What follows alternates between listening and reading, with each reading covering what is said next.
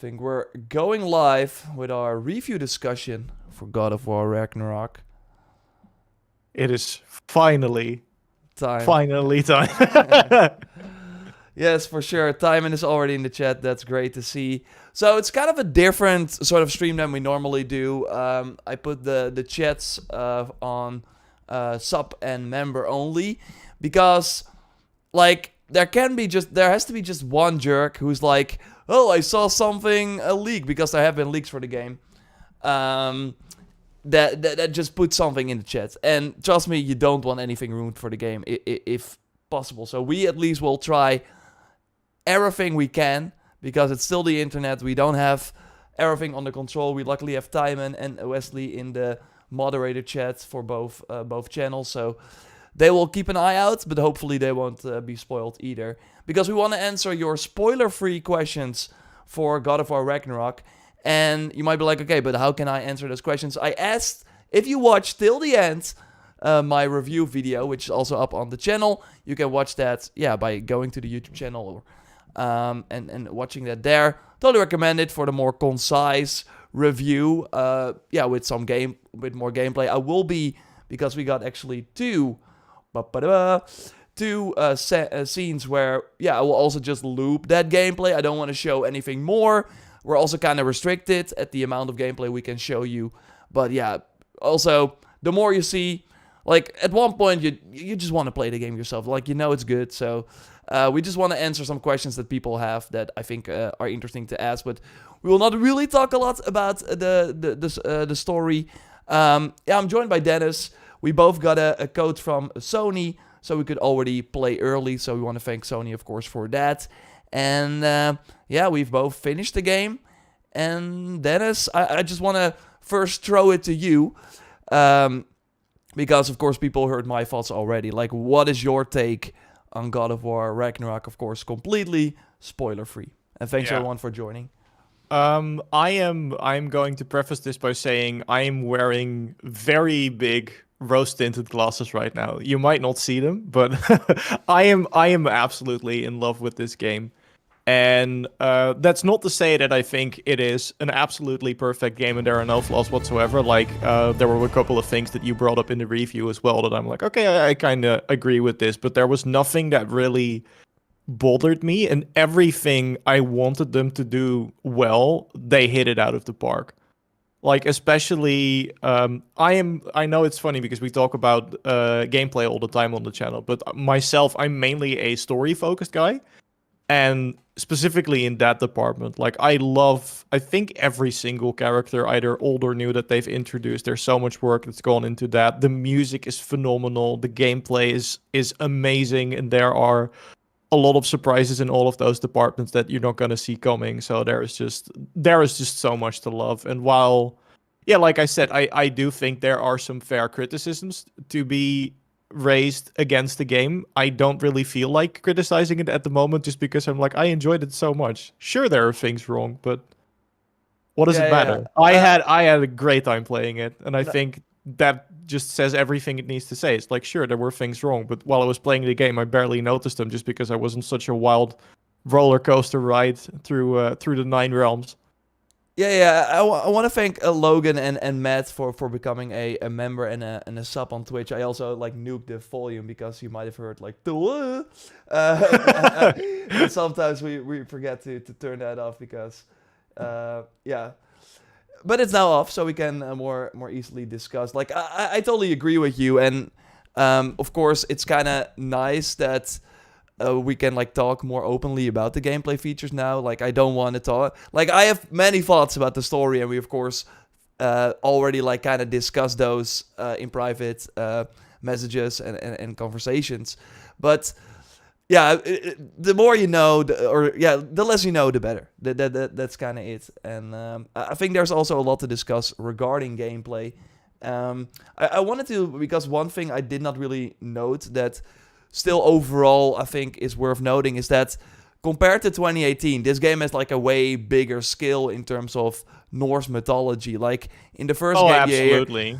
In the first game you hear mentions of all these gods and stuff.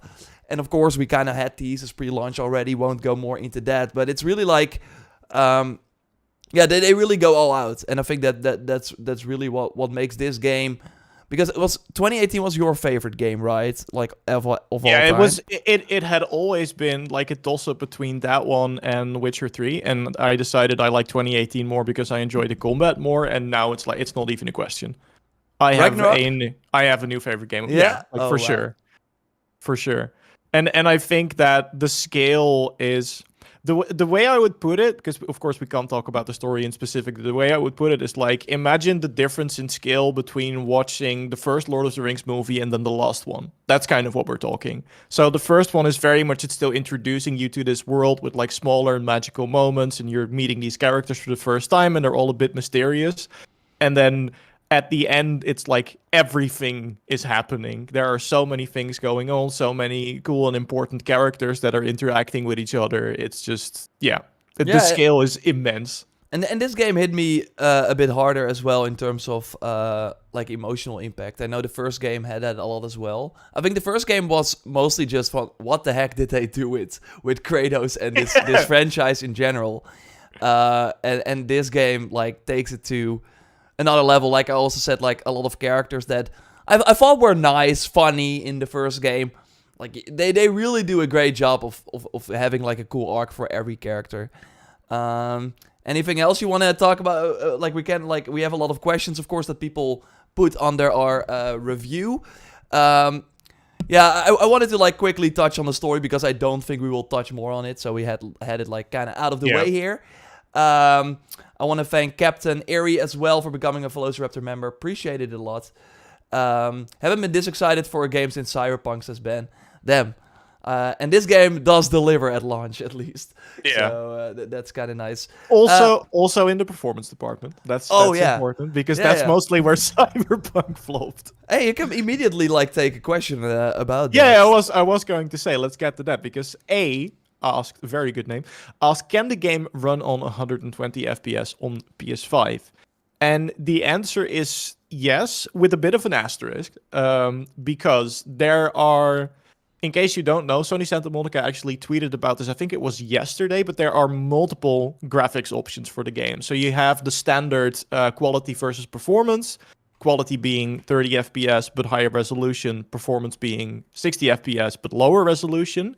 But then there's also, if you have access to HDMI 2.1, I'm saying that correctly, right? Yeah. And the TVS is supported as as So both the cable is what you need. And I can like quickly show it here with the magic of the internet. I think amazing. We got it here. So yeah, there you go. So you'll see that underneath the regular options there is a thing which HFR, which is high or HRF, is it? High frame rate. Oh, frame rate is not one word. That's why I was confused. It's high refresh rate, high frame rate. So what that does is it increases the frame rate of whatever mode you're on, which means that if you are playing on the quality mode, you are suddenly able to reach 40 FPS instead of 30, which we both remember from Horizon adding that is actually quite a difference. I feel like if you want the resolution, that 40 FPS makes it much more playable than 30. But the caveat at the high frame rate, as you can see, it's unlocked 60 FPS. So I think in a previous statement they said that it would go up to 120. Yeah, it can on paper. It can reach. What we saw with Horizon was that certain parts of the game could reach it, but many like combat was still when you're like looking at the sky, you would have 120 FPS. Yeah. But like during combat, it was like 70, 80. So.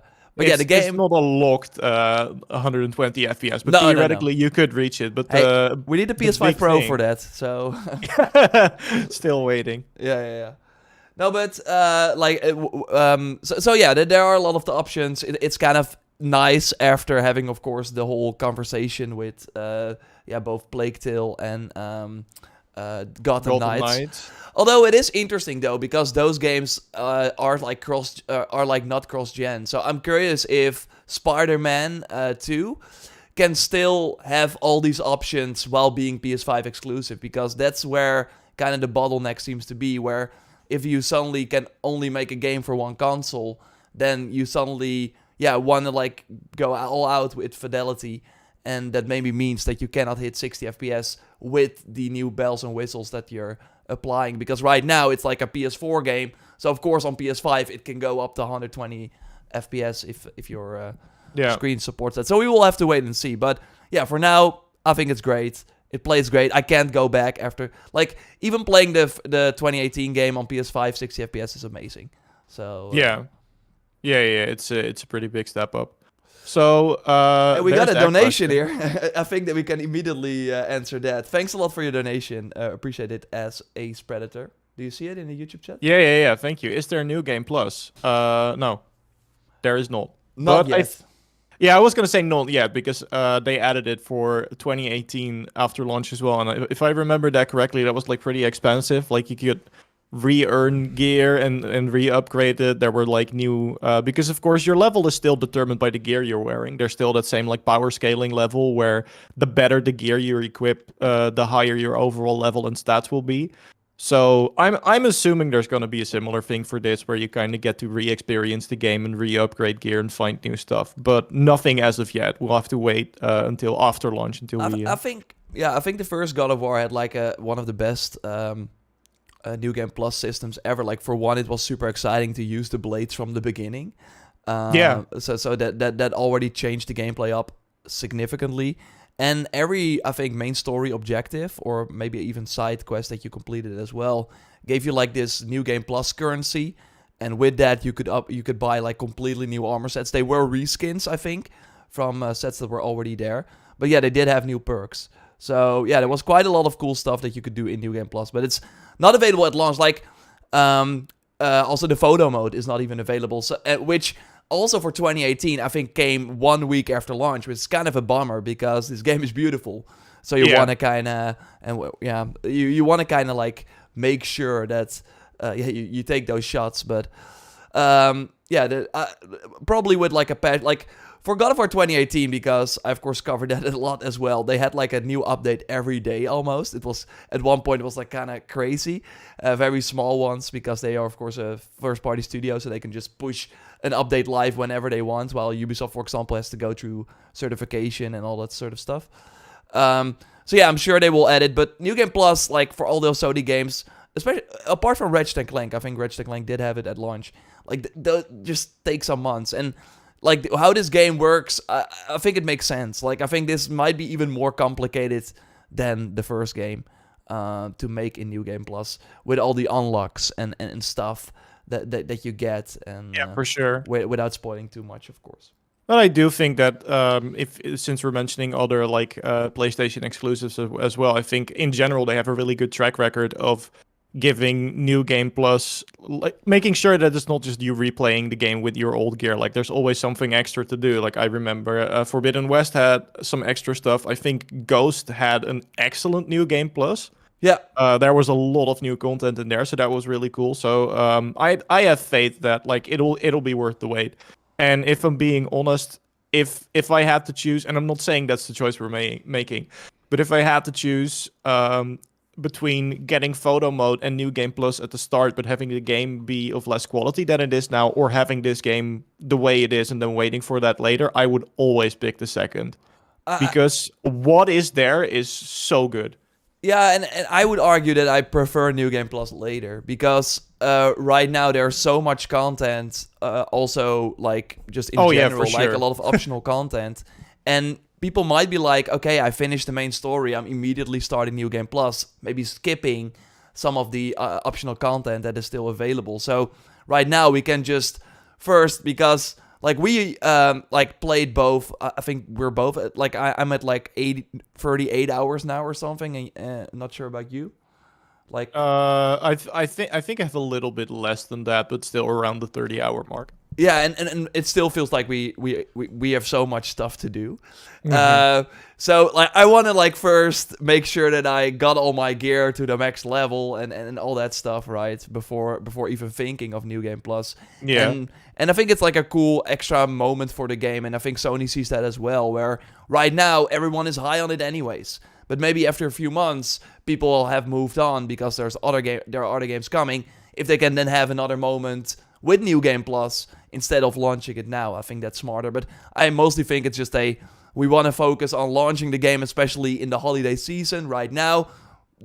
make sure it's as polished as possible, and it's really polished. I had one bug through my whole playthrough, and yeah, they just could not make New Game Plus work. But in the end, I think it's fine that they are waiting. I just hope that it's not like Valhalla levels where we're still 2 years later asking if it's ever gonna come. Yeah, but I feel like the problem that is holding Valhalla back from adding New Game Plus isn't really an issue here. No. I have higher hopes for that, for sure. I totally agree. So I hope that answered your question, Ace Predator. We also have Logan King saying, is there any difficulty-specific trophies? But that's kind of interesting, right? Because we cannot see the trophies yet, I think. Yeah, that is.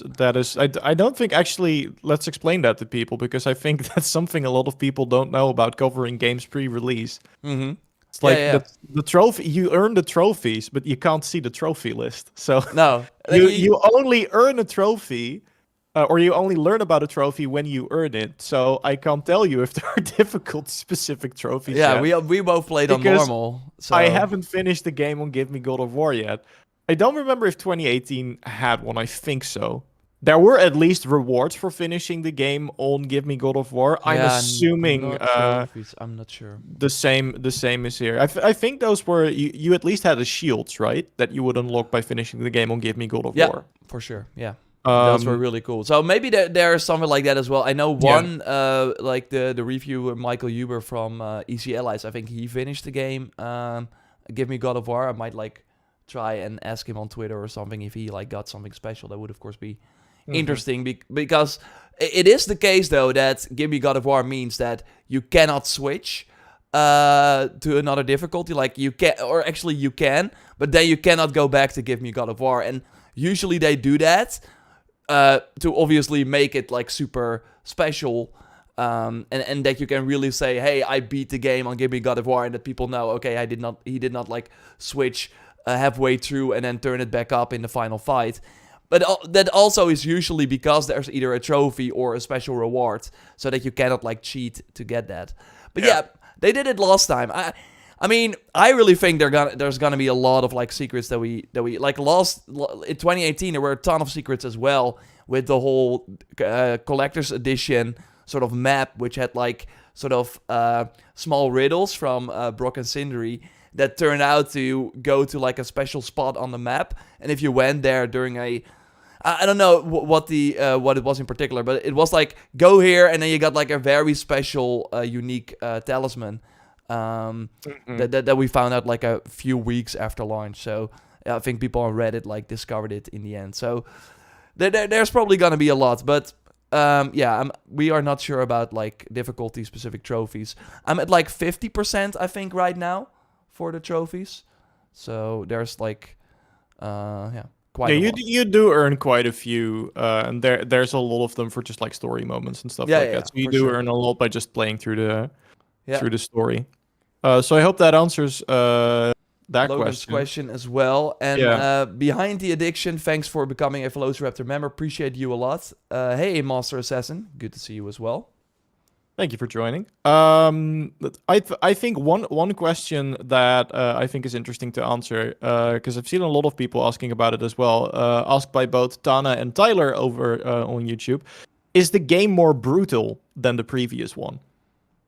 So, like in combat animations and stuff like that. I feel like you already went the answer, so take it away. I personally think that I don't think it's as brutal as the previous games, like the pre PS4 games. No. But specifically in comparison to 2018. That is the question. I feel like for sure, right? I guess so, but I'm not like I do think there are still moments where enemies like they just like go away like after some time, like they don't like stay as like a dead corpse or something. It's not like that. Sure, but it's like they sort of dissipate, like mostly the Draugr and the Hellwalker, but there are more like humanoid enemies now that aren't like some spectral force like the Grim and the Einherjar and stuff like that. And you see some cool takedowns right here that I put in the review. Yeah, there's like a lot of like decapitation, taking arms off. My favorite, and I think everybody's favorite execution from the previous one, where you rip the lower jaw of a specific creature off is back as well, which is Yeah, great. you will see that in a moment, like from the wolfer enemies. Yeah, from the wolver enemies. Yeah. So that is back, but there are a lot more. I feel ones that make you go ouch, like just looking at it, and also which is really cool, which you probably also kind of have noticed, is that some of them, not all of them, but some of them are now weapon specific. So if you're wielding the Leviathan axe and you're running up to an Anar to stun combo them or to stun finisher them, and you trigger an execution, it'll be a different animation than if you're wielding the Blades of Chaos. So you kind of have some control over what execution you get, and then there's even some variation between those as well. But for like the larger creatures you come across, that'll mostly still be one animation per creature. But for the smaller enemies, which is nice because that will be the enemies you fight the most. So that's where you get the most variation out of it. Yeah, for sure, and I especially think the ones from the larger enemies where you use their weapon against them. I think those are the most brutal in my opinion. Although But yeah, I actually, because now that you talk about that, like I actually have a blade pommel and or like an axe pommel and a handle for the blade that both give me bonuses on an R3. So I actually. The one with the blades gives me extra strength, while on the axe gives me extra cooldown reduction. So I'm like I might be like using the axe a lot, but then I still switch to the blades to perform the R3 because you can very quickly do that. I get the blades takedown, which I think mostly looks a bit cooler as well, and then I get that strength buff, immediately switch to the axe. So I think that's kind of like my whole point in the review as well. There are really more ways to make it's very familiar 2018 combat, but they really add a ton of layers to that. What was your playstyle mostly like? Because I talked about my poison barehanded playstyle.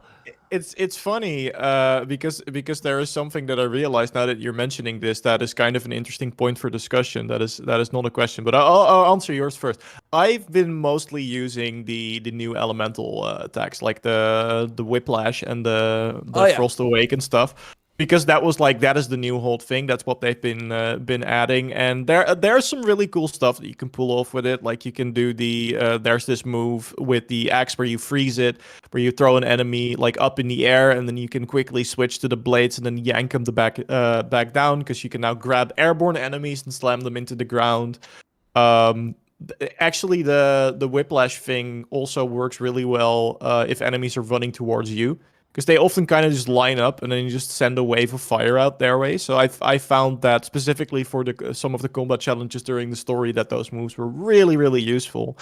And overall, what I found funny, and I don't know if you agree, but I feel, and this is purely a based on feeling thing, but the blades to me felt a lot better to use than they did in 2018. I used the blades way more than I did in 2018. Not that they were bad by any stretch of the imagination, but somehow they just feel better in Ragnarok. It might be a placebo, it might be they changed something. I think it's placebo, but way more fun. But I also haven't like really played a lot of 2018 after having played a lot of Ragnarok, so it's kind of hard to say as well. I'm mostly an X guy though. I just love the impact that you have.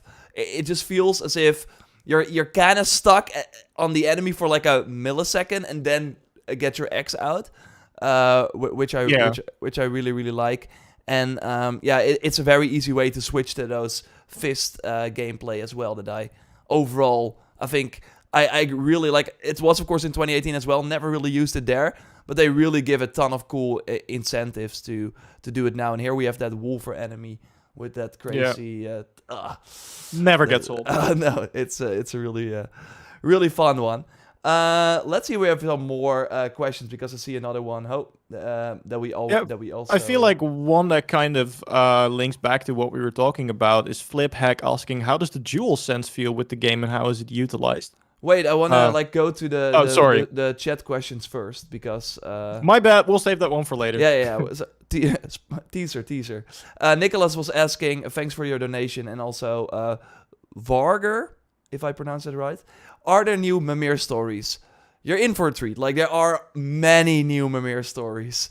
And especially the first part of the game, like the first, I would say, what I was also able to discuss in the preview video, the first 5 to 6 hours, it really depends on how long you stay in Svartalfheim and do all the optional content. That really feels like a return to form. This is God of War 2018, but in a new realm, and you're kind of catching up with these characters. It's 3 years later, and yeah, I kind of showed that footage a bit already. I can like pull it up here again, but that is really like the sort of old school, hey, Atreus asking Mimir stuff about gods and all that sort of stuff. Yeah, there are Mimir's like stealing the show in this game. I would say, as he did before, but I think they really like progressed that well. If I also think that a lot more of it is now, I wouldn't say mandatory reading, but a lot more of those stories that are being told in the background will actually make you appreciate the story a bit more. Because the previous one was just a lot of world building. It was like, oh, Thor this and Odin that and all these characters that we'd heard a lot about but hadn't seen. Whereas now it's more often stories that will enrich the environment that you are in, or it will tell you something about a story event that you just witnessed or are about to witness. So it's adding more onto itself in that regard as well. Instead of just building the world and you're not seeing it, it's actually building the world as you go through it, which I think is a really cool, neat little change. So yeah, definitely hype for more Mimir because he is great. And I think the interactions between Kratos and Mimir are also better in this game. With Kratos just being a little less grumpy, like I laughed at it from by his replies. Like he was like very funny because he's like obviously has like a very low voice and I just like Mimir is just obviously talking a lot, and Kratos is interacting with him way more instead of just having Atreus ask the questions, which I really liked. So yeah, I hope that answered your question, Nicholas. You're in for a treat. Like Mimir also from the start is available, so brother, you will hear that immediately. And then we can immediately go for the other question, like, is Transmog in the game? Can we change the look of armor? That's a very interesting one, Dennis, I think. Yeah, it is, because in a Discord Q&A, if I'm not mistaken, one of the... who was it? Do you know who said it? No. It was someone from Sony Santa Monica, but someone from the studio said that it will be available in a way. Like, not saying yes, but probably. I don't know if we're still missing something, but my answer would be no. Yeah. And I also had other people ask me that also got like a review copy, like, am I missing something? Like, where is it? Because of course Transmog, for if you don't know, it's a way to equip the look of an outfit without changing your stats. So you could have like the stats from one armor set, but maybe you like the look of the other set. One of the critiques, though, I did not really mention it, but I still think, just like 2018, that the armor sets are kind of, they're not like really over the top or like a big improvement in terms of visuals. I think there are some standout ones, but overall I think they're just fine looking. I think the outfits for Atreus, for example, are a bit more varied. And for Atreus, it's the case. Like Atreus, you can like switch the outfit whenever you want, and yeah, there will not be any like stats on it anyway. So that's like an immediate transmog, but that doesn't really count as transmog, I think. So that's just outfits, basically. Yeah, that's just styles, outfits, whatever. So I'm not sure. Maybe if it's like very well hidden or something, but I usually would like, I've like looked at the menu. There are some other things that I noticed, like there is a button, for example, that you can press, and then the game will automatically equip the items that are like the highest power level, so you can like increase that power level, which is kind of nice. But overall, it's, I don't know, where is it? Maybe it's like, I personally, my theory is, and that's just speculation, that there is like this day one update that should launch in early November, so any moment. I don't think we've had it yet. That might like introduce the transmog system, and that the devs are already playing on that version or something, and so that everyone at launch will have it, but we just don't have it yet. But so far it's kind of weird that I mean, I would have totally noted it in the review because I think that it would be really impactful, but sadly, no. It's not in the game, at least right now. Yeah.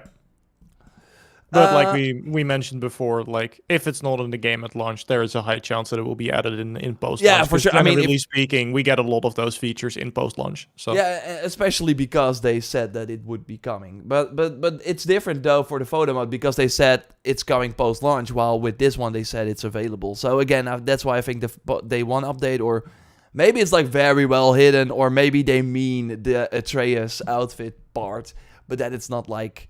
Yeah, that it doesn't work on on Kratos. Of course, don't forget to like, subscribe. Let's see. What's the most annoying enemy you've ever ran into? Says Logan King. There are some like returning enemies from 2018. Yeah, but I would consider. Or which one are you thinking of? That would be annoying. I always found I had some trouble like getting like you saw the Traveler in the intro already. Like I had some like trouble finding the groove against that enemy, but once you get it, it's pretty easy. Mm-hmm. I think the most annoying are there are new enemies that buff other characters in the area. Oh yeah. So you have to kill them first. Horrible. Because they heal the other enemies, so you can like damage them, but they will immediately get their health back. So you have to look for this sort of monkey type enemy, and then clear them out, which like a very fun mechanic. And there are like different versions of that as well. So a healing monkey and a buff monkey. So I think there's actually one over here in this footage. Like it's the monkey that you see right here. It's like buffing this creature. So it does more damage in this instance, which I killed it really rapidly, so it didn't really matter. But yeah, they can also like and hide in like very, very weird places, right? Yeah, they're tiny and they're quick. And the one benefit you do have is like when enemies are buffed, there's this sort of spectral line that extends to them, which you can use to like find where it is. But even then, like they're slippery little shits. Yeah, they'll get away from you. Yeah, so that would be my guess, and of course the sort of witches that fly away that you have to like nuke with arrows because I found those a lot easier to deal with. I don't know why. I had barely any problems with them because I remember them being really annoying in 2018, and now I'm like, oh, it's that they're back and they're dead. Okay. Yeah. I found that there is one type of Grim, which I think we've seen in like the first trailer, but they didn't show you what he does yet. But there's like a bigger type of Grim. So those are like the frog people that you find in the early Smart to Find footage that can like spit what seems to be bottomless pit of poison fog at you, which is really annoying if you're trying to just circle strafe around it because it will just keep throwing up vomit. And the other thing it does is it spawns wretches. Like, we've seen these now in screenshots, I think. They're these tiny little lizards that just skitter across the ground. They're really quick. They don't do a lot of damage, but they're super annoying when you're trying to focus down a bigger enemy. Yeah. Because they'll keep just jumping on your back and staggering you out of stuff. And they explode as well later on. Yeah. So the combination of the fact that there is a big target which is bothering you, and then it spawns these little guys that'll jump on your back if you don't focus them, is like, it can get a bit annoying. Yeah. Then again, if you know what you're doing and just focus down the little guys first and then turn back, it's not that annoying. But the first time I encountered it was like, are you kidding me? That's what we're doing. No, I totally agree. Those were kind of annoying as well, and their nest, like the nest mechanic is there too. That you have to destroy a certain point where all these enemies spawn, and if you don't do that, then they will just keep coming. I have to preface though, because before people get the wrong idea, we don't mean annoying as in throw your controller at the screen. No. We're like they pose a challenge. It's an interesting and unique challenge. And I especially love just the main boss fights, but we don't want to talk about those. But so many good ones. Though. Yeah, that's like really an up thing from 2018. I think there are way more memorable boss fights in this one. I think. Yeah. So absolutely, you're in for a treat if you're hyped, as you should be. Before we I want to immediately do all the donations. So we got like Anish asking how good are the side quests in the game. Before we continue with some of the questions that people left under the review.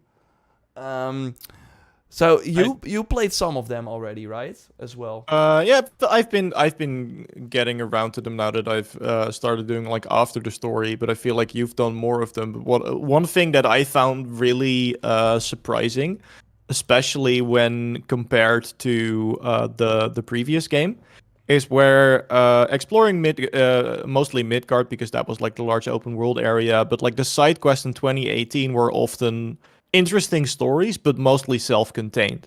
Yeah. Whereas these, and you'll find that very quickly, it's like I think literally the first side quest you get also has this. A lot of them tie into either a theme that is being part of the main narrative.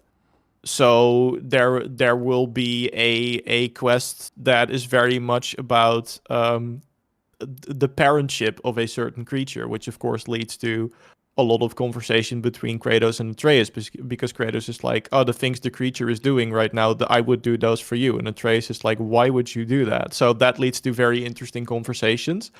And there are also some things where you reach a location where it's like, oh, that's a thing in Svartalfheim, where you reach a location and Mimir is like, oh, the things that have happened here, that has something to do with me. And then doing the quest and like partaking in and being part of the solution to that problem will lead to a lot of different insights in the characters you're traveling with. So again, while the quality overall is like very good, the thing that surprised me the most is how much it actually adds. Like I definitely want to do I want to do 100 playthroughs of this game. Let's not kid anyone, but I want to do a playthrough specifically where I also take the time to do all the side content as I'm going through the game, because I really feel like that will just give you an enhanced version of the story instead of the story and then also some other separate stories. Yeah. So that I think sure. is already really cool. And then apart from that, because this is where you definitely did more work than I did. Do you think they're good? Did you enjoy it?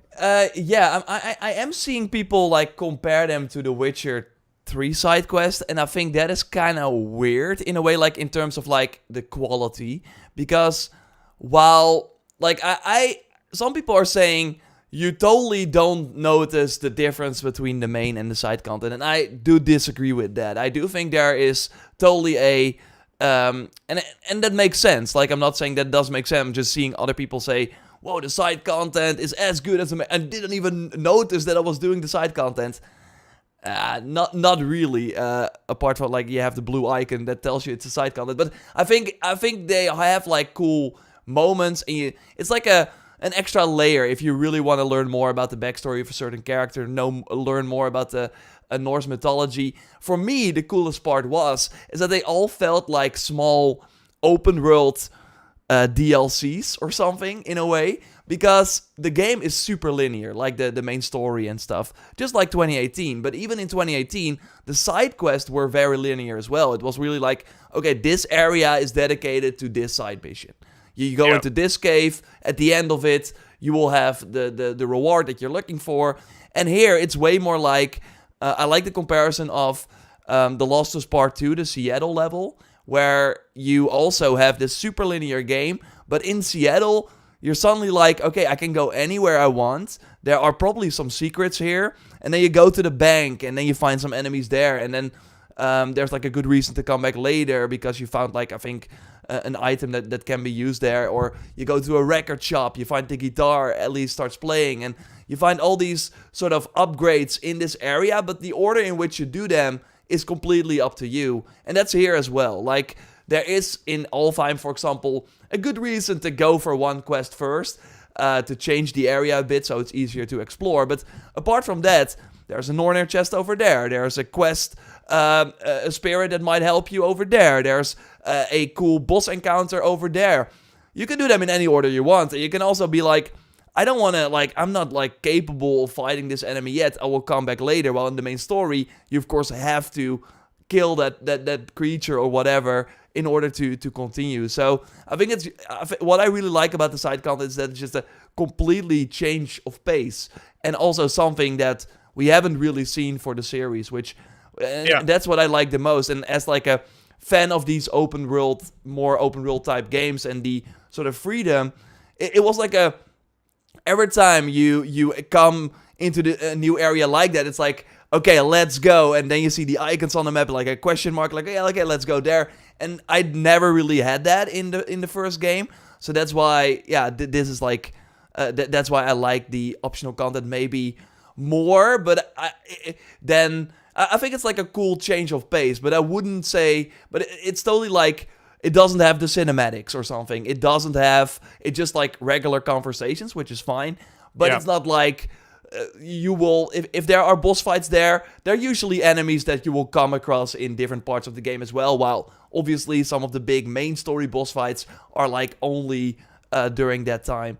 So I think there's like a difference, but it's like I just love it because it's just super open. And I think that's really cool. And also how every realm that you kind of come across, there's a good reason to go back to it later on, because all the side content that you find, for example, in Svartalfheim for the first time, you will notice things like, okay, I don't have that equipment yet, I should probably come back later, or or like in Alfheim as well, there's like a gate that is closed, and then later on you learn a way to open it. So then. And I think overall that's what the game does super well in terms of like story and stuff. It's like they make sure that you're not in the same realm for too long, and because it could have easily been, okay, Svartalfheim, you completely clear that, hey, I will never return again, right? Because it's like an early game area. But no, there will always be reasons to come back later, which of course really, really cool. And that's what I overall think that they're doing a great job of, like, just returning to areas. Just the change of scenery is there. Like every 3 hours or so, you will be in a different realm and complete different things. Absolutely. So I hope that answered your question, Anish. We immediately have another one. Yeah, we got a new one. Thank you for another donation, Farger. Is there missable side quest items where we get everything like 2018? Maybe Transmog will be like transfer stats to other armor. I hope it will be like that. I think the way that Horizon did it was actually really smart. When you could where you can just kind of be like, this is how I want my character to look, and then regardless of what equipment you select, that's how it looks. But we will see. About missable side quests and items, I don't think there are, from the top of my head, I don't think there are any. And it's even easier because there is now a chest that'll like collect things that you didn't pick up. So even if you forgot to pick something up on your way to the next adventure, the next time you reach the blacksmith, you can just open a box and that will contain everything that you left behind. So it's even harder to miss stuff now. And that was like one of my critiques in the review as well, that what I said, that you can go back to realms later on. But I was like, okay, is there something if I go back at this point in the story? And then it's always no. Like, the Atreus will just be quiet in the boat because I had all the dialogues already completed. But then later on in the story, when I went back, when the game actually wanted me to return to a certain realm, then they were suddenly talking again, and then I could unlock new stuff. So I wish there was more freedom in that you were like kind of rewarded for thinking about, like, I saw this thing and now I have this, so maybe I can now open this gate or something. But the game is really like, hey, like they tell you the solution already. Like they really don't want you to think for yourself in a way, which which kind of sucked in the end. Although there are still the Nornir chest, of course, which can be kind of tricky to find, like, all 3 sources to open the chest, and there will not be a lot of help for that. And like I'm still playing like the like some of the optional content now, and it's less there. So it's mostly just throughout the main story. I would like argue just do what the game kind of tells you to do, because otherwise you're kind of wasting time. I went back to Svartalfheim midway through, and I thought, okay, is there like something new now? There was really nothing. So I was like wasting time traveling back, and didn't really make sense. So missable items, like that's also kind of crazy. You find the Muspelheim seed very early on in the game, but you can actually enter the realm way later. It's a really weird tease, I think, where you're like, okay, I already have it. I want to go to Muspelheim, and Trey's like, oh, I wonder if the trials are back. And then, it just goes on, and you don't get the second piece. And yeah. Yeah, for the record, you need 2 pieces of that in order to travel to the realm. So you get half of a key first, and then it takes way too long before you get the second half. Yeah, and then that was kind of like I literally feel like by that point half of the game is passed. Yeah, no exaggeration. Maybe more. So, but like I do feel that in 2018 it was more like, but if you did the side content and if you looked here, you could have unlocked this realm way before this and this. But now it's really like they're really protective of where you can go at certain points in the game. And yeah, sadly, it's not like, hey, I found a way to get this ski faster than you because I went here and here. No, it's impossible. They are really like trying to make sure that you go to this realm at this level after having these tools, etc., etc. Yeah. The one thing I will add to that is that there are, but it's mostly a minor thing. Like I agree with the main point, but there are some, which I think is really cool. There are some story events that will open up a specific activity in multiple realms. So I'm not going to spoil what those things are, but then something will happen in the story, and it's like you can see the repercussions of that event in different realms, and that will lead to a new activity. So that is really cool, and that is kind of gives you the freedom to explore a little bit. But I feel like in the main part, it is very much in that regard designed as a Metroidvania type game. That there are certain areas that you are not supposed to reach until you get that item, and you only get that item if you follow the story in this way. So it is a bit limited in that regard. Yeah, for sure. And sometimes you already have, at least it felt that way, those activities on the map, but then you still don't have the tool. So then you go... That is also true. Yeah, then you can't reach the area. Yeah, so then I was like, hey, this was just added. And then it's like, oh, I still don't have... You can't go there You have also Atreus say, hey, Dad, I don't think we can use that yet. And I'm like, but why put it there? I do appreciate the fact that they immediately say, oh, I don't think we have the gear for that, because there are things you will come across where you're like, okay, so the regular stuff isn't working, but what if I big brain it, and then you, instead of wasting like 10 minutes figuring out you just don't have the tools, one of your companions will immediately say like, I don't think it's a good idea to waste time here. No, that's totally right. Yeah. We also have like another, which is like another question. Matthew is asking one as well. Thanks for everyone for the support. Appreciate it. And I hope, Fogger, that we answered your question. And now that I think about it, like maybe Transmog is like an end game unlock or something. Like maybe optional content unlock that we don't have yet, maybe. So that is actually another option that if we find out, we will let you know. Yeah, you can be sure of that. Yeah, for sure. So yeah, let's go to Matthew's question, and I think some people asked it in the YouTube comments. Flip over on YouTube asked this as well, or at least something similar. But the DualSense utilization, I don't know if you agree, the haptics are great. The triggers aren't really used all that often. Mm-hmm. I feel like maybe they could have done a bit more with that, but it doesn't really bother me.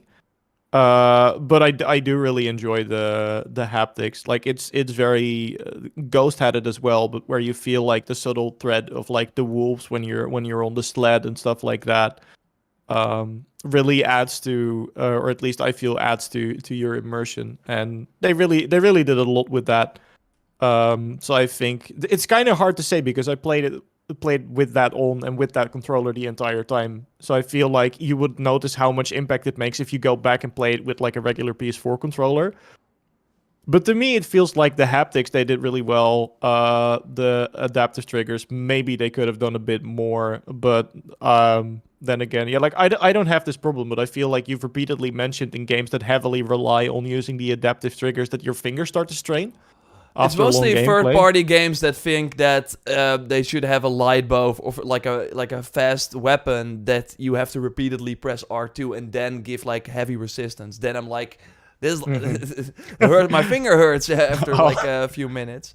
Hawkeye and Marvel's Avengers. Yeah. I immediately turn it off there. Like that's no fun. Uh-huh.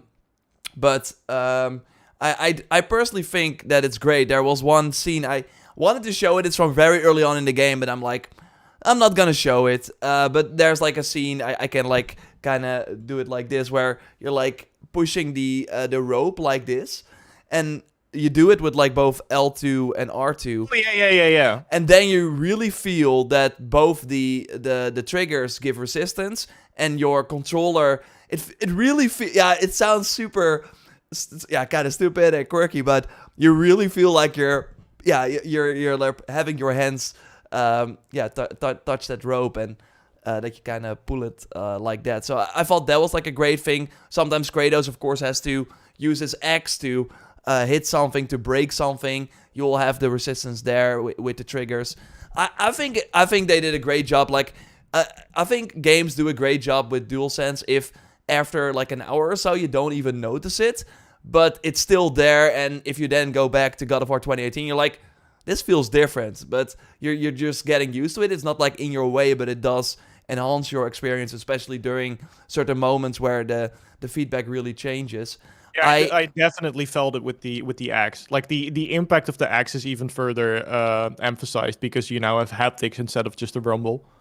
Oh yeah, for sure. But I think my most like sort of next gen PS5 sort of feature is for me the 3D audio. I played with the Pulse headset from Sony, and you of course have you have your companions say, "Father, to your right." But I already hear those enemies. Like they usually, you're in like a sort of arena and they come from multiple angles, and you kind of hear it. Like one of the Muspelheim challenges is great for this because it's like a sort of a circular arena where enemies just spawn from multiple angles, and sometimes you're like, where are the enemies? And then you do see the sort of like the sort of arrow, the indicator, indicating for where the enemy is coming from. But then still, it's like you hear it as well, and sometimes it's before the arrow, because the arrow usually indicates if there's like an attack coming your way. But yeah, that really enhanced it for me in particular, the 3D audio. I think that this game does it really, really well. And yeah, obviously you need to have the equipment for that. But if you have the Pulse headset, I think you're in for a treat. Like Horizon does it as well. But I especially liked it for this game. Because like the combat is just so, like enemies are coming from all angles. I have to admit, I have yet to play a game with 3D audio and a headset, but I am sold. I know I know what I'm gonna ask Santa. No, it's a great gift. It's a great gift for sure. Any more questions? Because we also we're of course like using the same footage all the time because we don't want to spoil too much, and we want to go on for a little longer. But I think we can let's see if we have some more questions that we did not get to from people that put them in the comments under my review. And if you're watching this and are like, what, you also made a review, check that out as well. It's on the channel. It's like a 10-minute spoiler-free video. You saw all the footage probably already. Oh, I can show this one as well for the variety. Regarding questions, I think one that has been asked a lot since the rumor came out about the game's length is how long the game is. That's actually a good. Because we had Cohen asking about how long the story is, and Rob specifically also asking how many hours or how big the game is in general. I think the story. I think it turned out that, at least when it comes to the story, that rumor was kind of accurate. Like, depending on how you play it, I feel like the main story, will run you about 20 to 25 hours. Yeah. Probably closer to 25. Yeah. 24 is I think, what I heard from most people that finished it in podcasts and stuff. But the one thing I will add is it feels like way more. I did not feel like I played a 24-hour game after finishing the story. I feel like I went through a journey. It's because the pacing is really, and it's again, it's kind of hard to get into stuff like this without getting into story details, but we don't want to spoil any surprises for you. But there are moments in the story where your jaw drops to the floor because something really cool just happened, and while you're picking it up, 3 other things have happened that have the same amount of impact. Yeah. So when you're constantly being pummeled with that, you don't really notice the time anymore. So No, by the time you're yeah. finished, you just feel like you have finished this journey, and it doesn't really matter anymore how many hours it took, because Yeah, again, it's yeah, about for the sure. experience. It feels like multiple seasons of a TV show in a way, and I That is a think really good way to put it. Yeah. yeah, I think for especially like some like it just feels something like an episode with a beginning and an end. Like usually when you go to a new realm, you have like an objective, and then after that you either like can choose to stay in that realm to do optional content or continue with the story, and that's basically kind of the end of an episode, you could say. And because like there are multiple. Like, I especially like the fact, and we're like showing 2018 footage as well, so I'm gonna return to some other footage. But I especially like the fact that it's kind of hard to know when the ending is approaching in a way, because it's, for one, like, if you like mainlined, I think 2018, it would be 14 hours or so. You can do it pretty fast. If you want to. So there's already 10 hours more for just mainlining the game. It took me 35 hours to complete the game, or to get to the end of the main story, because I did most side content when it became available. So yeah, when you do that, it adds like 10 extra hours. And again, like I can still go back and do a lot of optional content that I haven't completed yet. So there's, I think, like 50 hours in total. For the whole sort of package.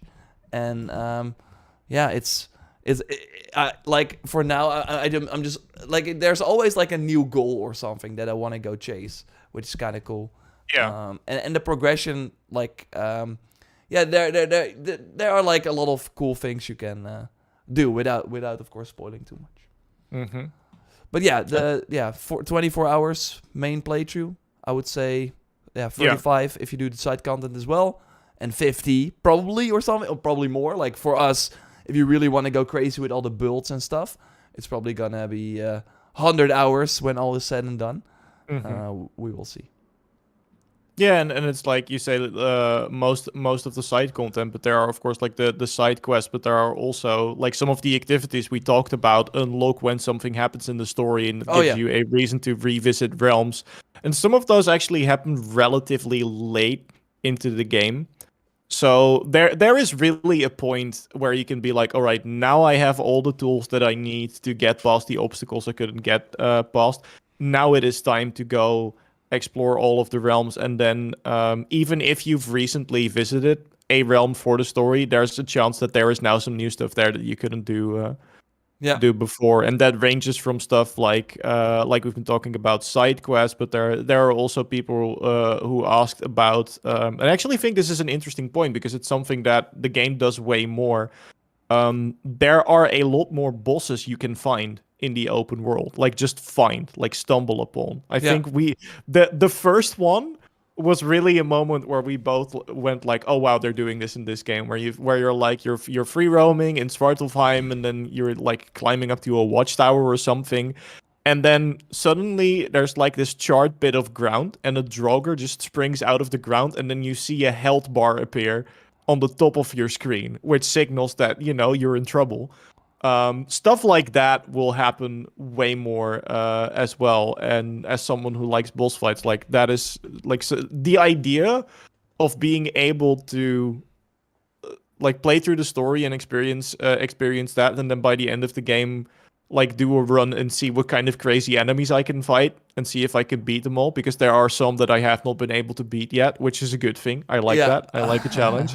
But yeah, there is a lot to do. It's definitely not. I feel like it's definitely not going to push like a 200 plus hour mark like Valhalla, because it's not an open world. It's not designed for like endless traversal. But like what I said, like I still think that the main content, story content, is better than the optional content. But still, the optional content feels like carefully made, like every step of the way. So to have 50, like it doesn't feel like you're playing content that is like not as good or something. Like it's still, obviously the combat is amazing, but there are so many reasons to keep playing without the feel that I beat the main story, it's never gonna get as good. No, you will still have surprises like cool boss fights and things waiting for you. And yeah, I'm just curious to see it all through. So we're Yeah, gonna...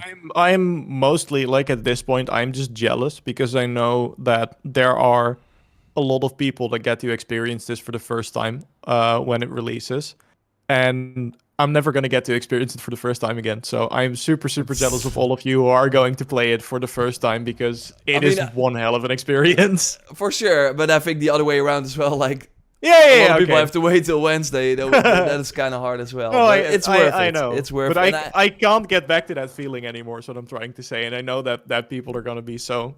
Yeah. Just enjoy it. Enjoy it while it lasts. And personally, I would say just take the time and do all the optional content Yeah, immediately. for sure. Because it will not only unlock some really cool stuff, but it's just like, no need to rush, I think. Apart from the fact that you are, of course, easily exposed to spoilers, because YouTube will be a minefield, especially TikTok. I would really recommend to not scroll on TikTok. I think even with the leaks, it was already crazy.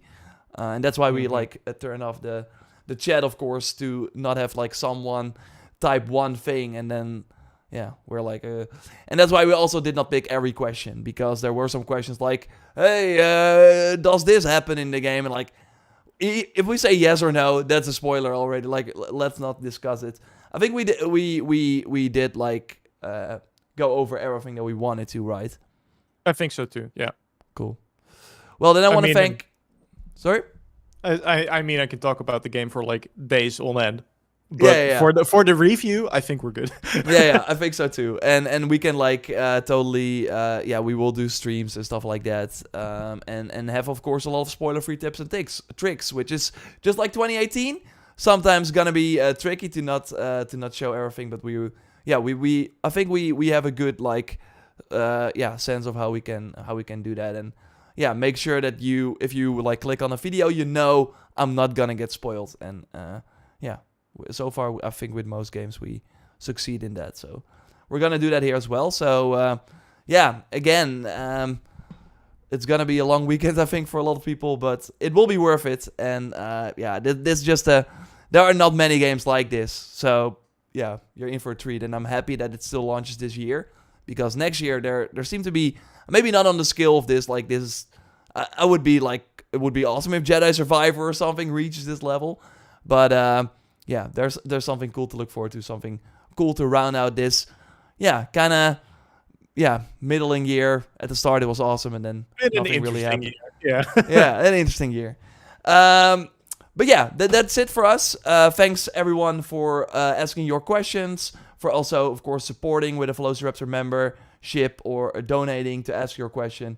Really appreciate that, everyone who subbed as well. Wesley, Timon, Ben, thanks for modding. And we will have some shorts actually going up as well, where I quickly go over some questions from the review. And then starting, actually, I don't think I can say that when we will go up, but it will be just before launch. So, we will have the spoiler-free guides, and then it will just be a lot of videos. So look forward to that, to help you out with some of the new mechanics, like Dennis already mentioned, the Whiplash and the Frost Awaken. You might be like, what the heck is that? We will explain, because I never used it. Like, that's the cool part about this game. There are now so many ways to play it. I still can't believe that. You went the entire game without using it. I mean, I did try it a few times, but then at one point I was like, I can also just do this. And then I got a new armor set that really said like, hey, you should probably play like this for bonuses. And then I was like, that is fair. That is fair. So that's what I in particular really think they nailed. That's it for us. Thanks everyone for watching. And don't forget to subscribe, like, and we will speak to you soon. Goodbye. Goodbye.